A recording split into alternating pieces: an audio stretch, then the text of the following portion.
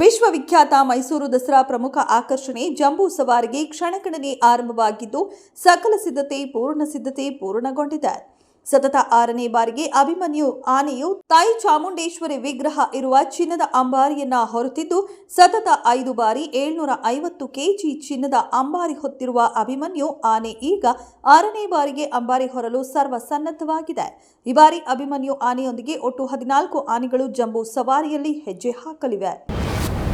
ಮಾರ್ಗಸೂಚಿ ದರ ಆಧರಿಸಿ ಸ್ವಾಧೀನಾನುಭವ ಪತ್ರ, ಕಾಮಗಾರಿ ಪೂರ್ಣವಾದ ಪ್ರಮಾಣ ಪತ್ರ, ಕಟ್ಟಡ ನಿರ್ಮಾಣ ಲೈಸೆನ್ಸ್ ಮತ್ತು ನಕ್ಷೆ ಅನುಮೋದನೆಗೆ ನೆಲ ಬಾಡಿಗೆ ಸೇರಿದಂತೆ ಇತರ ಶುಲ್ಕಗಳನ್ನು ವಿಧಿಸಲು ಬಿಬಿಎಂಪಿಗೆ ಅಧಿಕಾರವಿಲ್ಲ ಎಂದು ಹೈಕೋರ್ಟ್ ಏಕಸದಸ್ಯ ಪೀಠ ಹೊರಡಿಸಿದ್ದ ಆದೇಶಕ್ಕೆ ವಿಭಾಗೀಯ ಪೀಠ ತಡೆಯಾಜ್ಞೆ ನೀಡಿದೆ.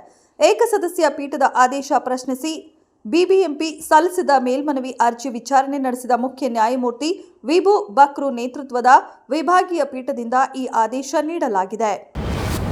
ಕಳೆದ ಲೋಕಸಭಾ ಚುನಾವಣೆಯಲ್ಲಿ ರಾಜ್ಯದಲ್ಲಿ ಮತಗಳ್ಳತನ ನಡೆದಿದೆ ಎಂಬ ಲೋಕಸಭೆ ವಿಪಕ್ಷ ಪಕ್ಷದ ನಾಯಕ ರಾಹುಲ್ ಗಾಂಧಿ ಅವರ ಗಂಭೀರ ಆರೋಪಕ್ಕೆ ಇದೀಗ ಉಪಮುಖ್ಯಮಂತ್ರಿ ಡಿಕೆ ಶಿವಕುಮಾರ್ ಮತ್ತು ಮುಖ್ಯಮಂತ್ರಿ ಸಿದ್ದರಾಮಯ್ಯ ಅವರು ಬಲವಾಗಿ ದನಿಗೂಡಿಸಿದ್ದಾರೆ.